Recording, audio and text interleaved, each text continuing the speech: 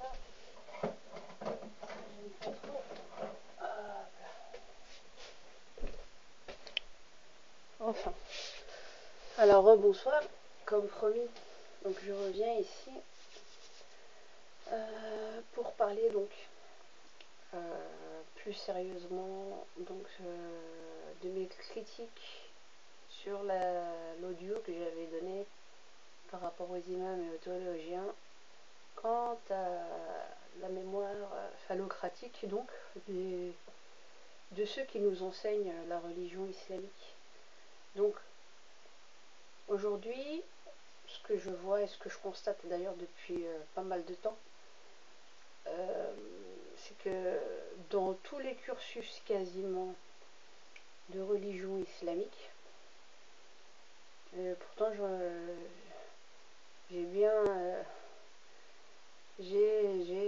comment dire, j'ai assez papillonné, on va dire, quant à la question de la religion dans différents endroits, différents instituts, on va dire ça comme ça.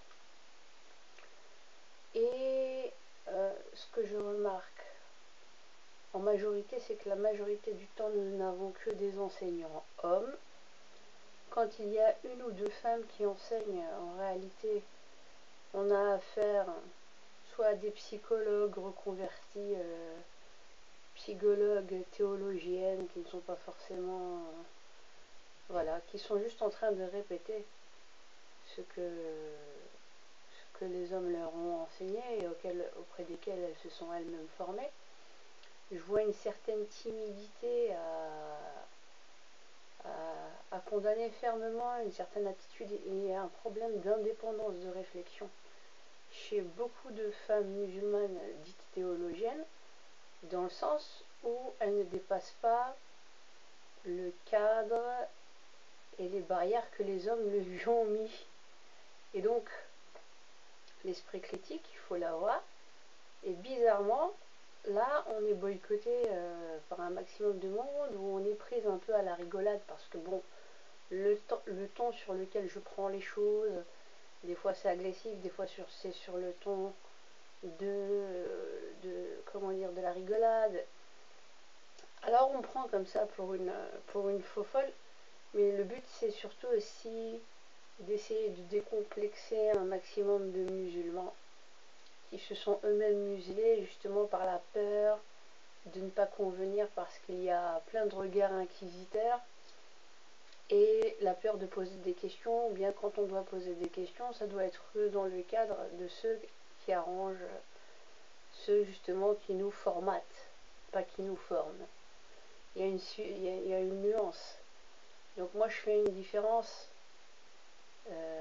qui est très très radicale entre un enseignant qui vous donne les outils de l'indépendance de la réflexion et un formateur qui vous forme à quelque chose de bien précis. Alors, bizarrement, quand il s'agit des femmes, toutes les virulences,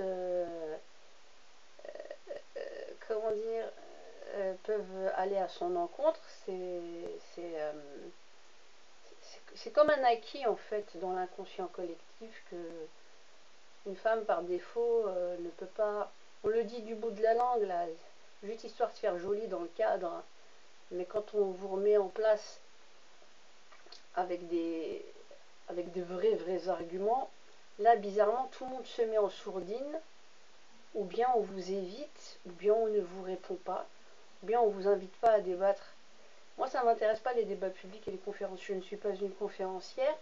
Et je trouve ça, d'ailleurs, pour moi, un peu malsain. Dans le sens où on doit être proche des gens et en même temps faire des conférences. Finalement, je me dis, c'est une manière un petit peu de mettre sur... Quelque part, j'ai l'impression qu'on met un peu sous tutelle son audimat. Ouais, attendez, je vais vous expliquer les choses. Non, moi je vous présente par exemple ma manière de penser à l'état brut. On peut être d'accord ou pas, mais il y a un échange. C'est pour ça que je fais des feedbacks, ou des fois quand je m'énerve, parce que je lis les commentaires. Bon, on se voit pas vraiment dans le concret, mais ça renvoie un peu, ça alimente en fait. Ça alimente les débats et l'esprit critique. Et puis ceux qui viendraient sur la chaîne se poseront des questions, qu'est-ce qui se passe? Et puis ils vont commencer à fouiller et à regarder plus de choses et se poser, voilà, peut-être qu'il y aura un déclic à un moment donné où ils n'auront pas honte réellement de se poser des questions qui remettent complètement tout en cause, c'est-à-dire notamment pas forcément le dogme, mais toute la méthodologie finalement. Nous sommes les propres exégètes de notre moment et de notre temps. Or aujourd'hui, on n'est que dans la répétition bête et disciplinée, alors que déjà le Coran lui-même ne nous demande pas cela. Ne nous demande pas cela. Dieu ne nous demande pas cela. Puisqu'il nous a donné un cerveau pour réfléchir. La tafakaron, la tadabbaron. Et donc finalement, on nous a mis sous tutelle avec, comme je dis, le clergé islamique. Mais le problème, c'est que toutes les écoles qui se disent, voilà, on fait partie des 4 écoles, et il n'y a pas eu que 4 écoles. Donc finalement, on est genre le peuple sauvé. Tu restes dans les 4 écoles, puis on occulte tout le reste des autres écrits. Ah ça, non. Donc à force finalement d'avoir fait que répéter qu'il y avait 4 écoles, et quand bien même ces écoles-là, d'ailleurs, les savants de base de ces écoles-là n'ont jamais voulu faire des écoles. Ils ont juste réfléchi, fait fonctionner leur esprit critique, analysé, tamisé avec leurs outils de l'époque à leur disposition, avec leur compréhension en fonction de leur environnement et les réalités sociologiques de leur temps. Aujourd'hui, qu'est-ce qu'on nous dit? Répéter ce que les anciens ont fait. Ouais, moi je veux répéter, d'accord. Mais les anciens, qu'est-ce qu'ils ont fait? Ils ont tout remis en cause, ils n'ont pas fait que répéter. Comme des bourricots et des perroquets. Et là, depuis des siècles d'ailleurs, depuis, on va dire, des fois quand on parle, comme je dis, de certains soi-disant savants contemporains, on a l'impression avec leur nom qu'ils datent de, je sais pas, de plusieurs siècles en arrière. Comme le Cheikh Al-Uthaymeen, Ibn Baz, hein, tout ça, tous ces gens-là, ils sont du XXe siècle. Mais pour quelqu'un qui commence dans le cursus islamique, je m'y suis mis à l'âge de 21 ans, 20 ans, 21 ans. Hein. J'en ai 40. Donc j'ai fait que m'instruire, lire des bouquins, acheter des bouquins dans des librairies, les lire, voir des conférences sur internet, aller aux cours.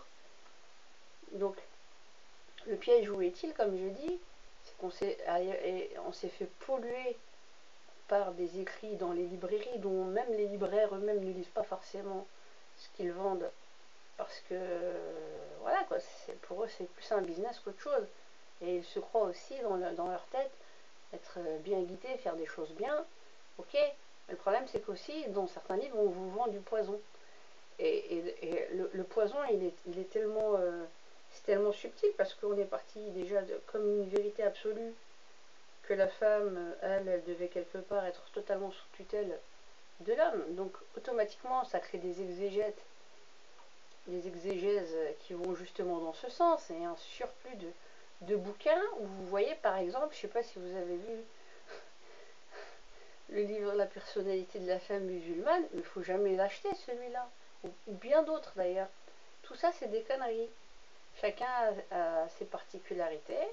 Et on cherche en fait à aligner toutes les femmes, à être des femmes bien dociles, bien disciplinées, et de créer une ossature à un désirata aux passions des hommes, sous couvert de religion, via des hadiths et puis que l'on tord, ou qui sont faux, ou dont la chaîne de transmission est peu fiable, et on donne une ossature, quelque chose de rigide, qui fait office de loi, et qu'on présente ça à la femme musulmane dans les écrits. Et puis pour les écrits donc des hommes musulmans, comment dire, on voit beaucoup comment dire, donc beaucoup par rapport à la femme, rares ceux qui divergent, très rares, ceux qui divergent quant à la réelle vision islamique de la femme. En majorité, ils ont une vision quasi tous misogyne. Et d'ailleurs, d'où la virulence à l'égard des femmes qui remettent en cause certains cadres que les hommes ont mis en place au nom de la religion. Et automatiquement, là, on va te dire, non, t'es une égarée, t'es une ultra-féministe, t'es ceci, ah ma soeur, on te met sous tutelle, comme si t'étais pas capable de comprendre par toi-même et de remettre en cause et de donner des cours aux hommes. Aujourd'hui, l'énervement et l'exaspération vient de là. Mais vient aussi du fait que les femmes elles-mêmes ne font pas assez marcher leur esprit critique et ont peur de s'affirmer. Bon, je vais m'arrêter et je reviendrai dans une autre petite vidéo pour expliquer en détail, bon, quoique je pourrais peut-être un peu le faire là. Attention, tu restes là petite et je reviens. Parle pas.